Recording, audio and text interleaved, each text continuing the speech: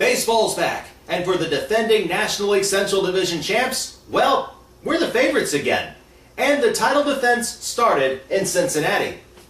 Will we need this thing?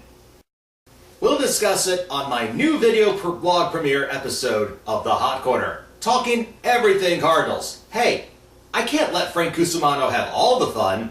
We're going out tonight to kick out every line, take anything we want, drink everything inside. We're going till the world stops turning while we burn into the ground at night. Cards opened the season taking 2 out of 3 against the Cincinnati Reds, who haven't had a winning season since 2000. Well, in the opener, it was a slugfest as we beat them 11-6. 8 of those runs were scored on a long ball. Albert Pujols hit 2, one of which was a 2-run shot, while Colby Rasmus had a solo home run and Yadier Molina hit a grand slam to ice the game for the Redbirds. Then on Wednesday, we beat him 6-3, thanks to a 4-run 7th, and yesterday, with a third of the everyday lineup benched, we lose a pitcher's duel 2-1 in the bottom of the 9th inning. To start with, the starting pitching looked pretty good so far. Chris Carpenter went 6 innings on Monday, 3 strikeouts, gave up 2 runs, both of which were on the long ball.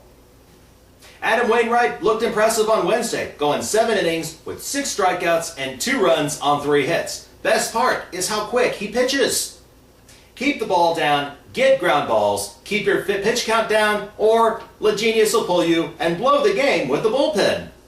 Yesterday, it was Brad Penny, 7 innings pitched, 4 strikeouts, 1 run on 6 hits. The one thing I've noticed thus far is they've all been solid, and even after they got in trouble, they rebound, and they still look pretty damn good. Now granted, we were playing Cincinnati, but the key is to get through the 7th inning and hopefully beyond.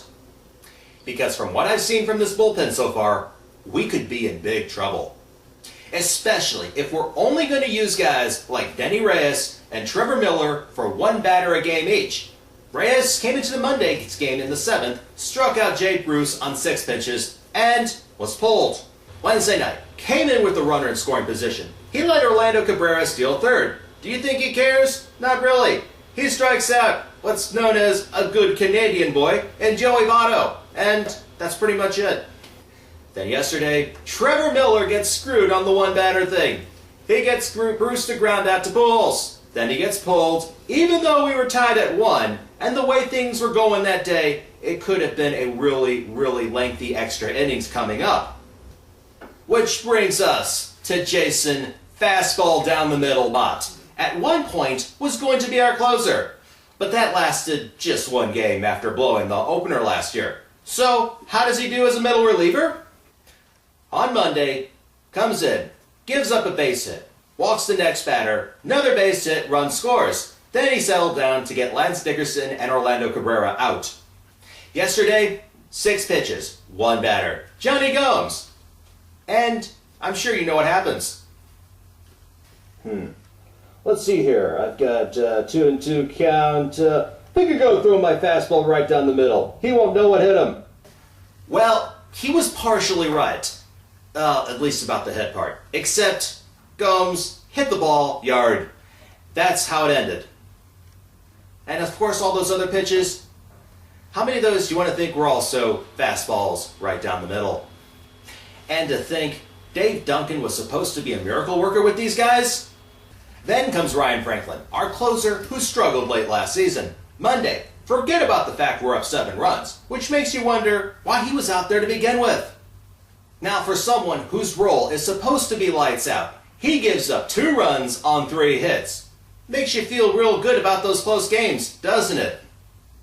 He did get a save Wednesday night, but that was largely because of the play of right fielder Ryan Ludwig, who made not only 1, but 2 highlight reel catches to save his bacon. And how does Ludwig get rewarded? Well, Le Genius decided to play some strategy. He benches him, along with Yadier Molina and David Freese yesterday. Combined, that part of the lineup had scored twice on 8 hits and drove in 8 runs. Their replacements, Felipe Lopez, Alan Craig, who made his Major League debut, and Jason LaRue. They went 0 for 11, and part of the reason Bronson Arroyo looked like Cy Young out there. But come on, Game 3 of the season, you had Tuesday off. What is the deal with pulling players this early in the year? I don't get it. And the rest of the lineup looks pretty solid, especially batters 3 through 5. Albert Pujols, I don't think we need to talk about that one, but with Matt Holliday behind him, he's going to get more quality pitches. As for Holliday, as long as he doesn't take any more shots to the groin, I think we'll be okay on that one. And Colby Rasmus looked awesome, going for 9, driving in 2. Defensively, he's going to be huge as well. Now, if we can get Schumacher and Ryan going.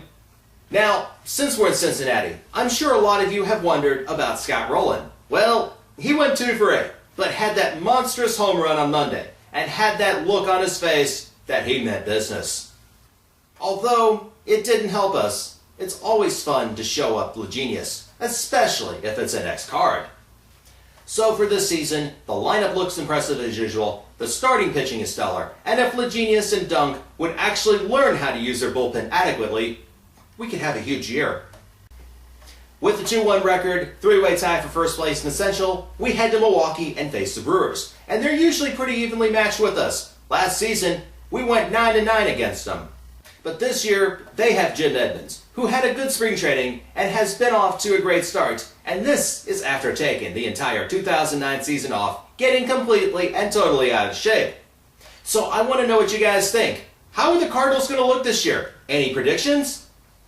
Well, you can submit your answers, comments, questions, responses, or anything else in the comment box below. You can also subscribe to my channel here on YouTube and follow me on Twitter. The links should appear right here on the screen. Well, have a great weekend, guys. Remember, you're always a winner at Hot Shots. Go Cards!